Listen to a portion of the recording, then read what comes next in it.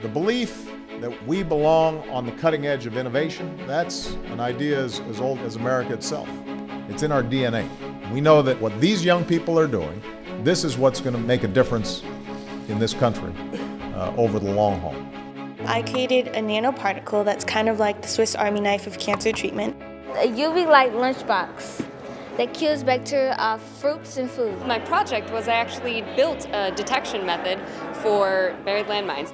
I did my project on sheep genetics and Cotswold sheep, the natural color versus the white genes.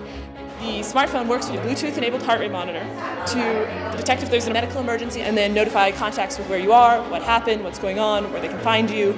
We created an adaptive hand device for a girl in Georgia. So did you play the game or you designed the game? I designed the game. You designed the game. Sheesh. Yeah, that's pretty impressive.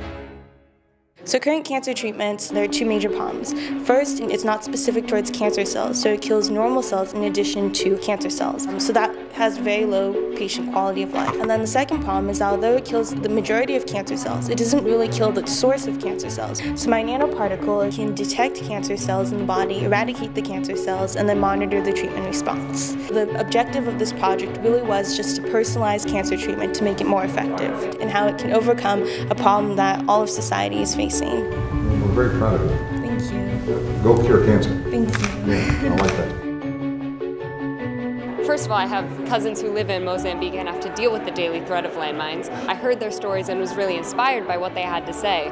So while all this was running through my head, I was at the piano one night playing the piano, and I noticed that when I played certain chords or notes, the strings on a nearby banjo would resonate. And so I heard that and made the connection and thought maybe I can use the same principle to detect buried landmines.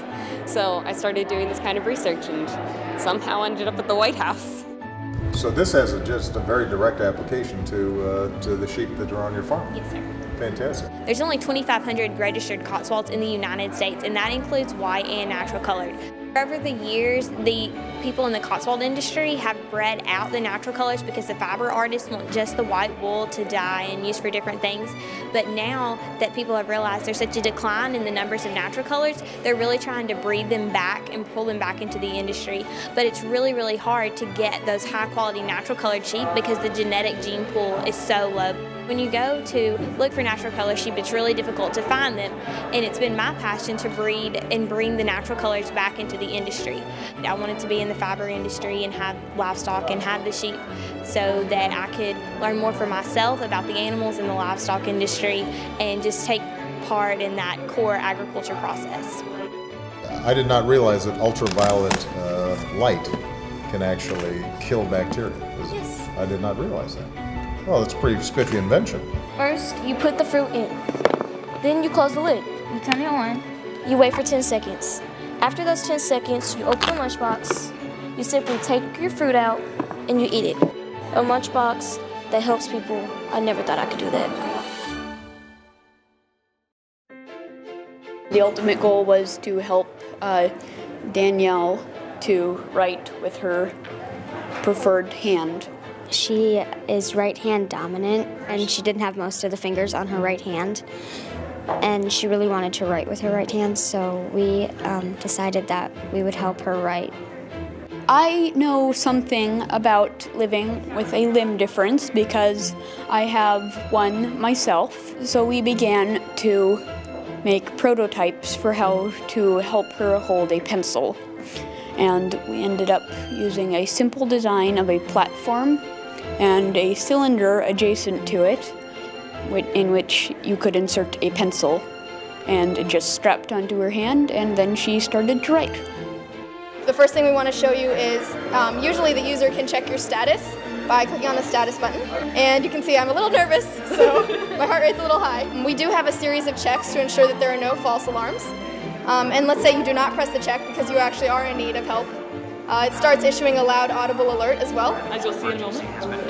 It's saying a medical emergency has been detected. The next thing that happens is a text message is automatically sent to her cell phone, and at the same time your medical information is displayed on the screen, so paramedics and anyone else that shows up can see your past history and things like that, which could be helpful in the event of emergency. One of the huge advantages of ours is that you don't actually need to press a button to summon help, because when you need help the most is when you can't get it yourself. The most unique thing about it is mobile. You can take it anywhere. This is on your cell phone, which is something most people carry around all the time. So I think that's an awesome feature. And also, as Ada mentioned, the fact that it's passive. You don't actually have to press the button. In the event of a heart attack, it will automatically send alerts to your contacts. This is an idea that really resonated with all of us. We all have relatives that aren't living with us, in the house, who are far away. I know my grandfather had a stroke in the backyard, and we didn't know exactly what was going on for a while, and I always kind of wondered, what if we'd been able to find him sooner or whatever. And so this is just to kind of give them that security of having family members when they need them. In this game, I want people to be environmental, pretty much. What the game is about, it's there's polluting factories in the city, and the other people can't breathe. So this one right here has to pretty much go around and collect like coins and hearts and get their score to 500, so they can win the game and people can breathe better. That's really cool, though. Thanks. How long did it take you to design it? A couple months. So you want to be a game designer? Maybe. Yeah, you're only 5th grade. You don't have to make up your mind now.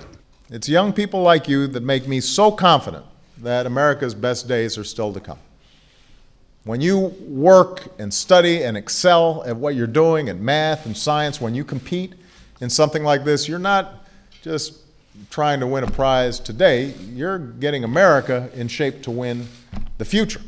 What I would say to people, especially girls, who are interested in STEM activities, is that you should be. Find other people who have similar interests, and I think working in a team helps a lot. Like, you can bounce ideas off of each other.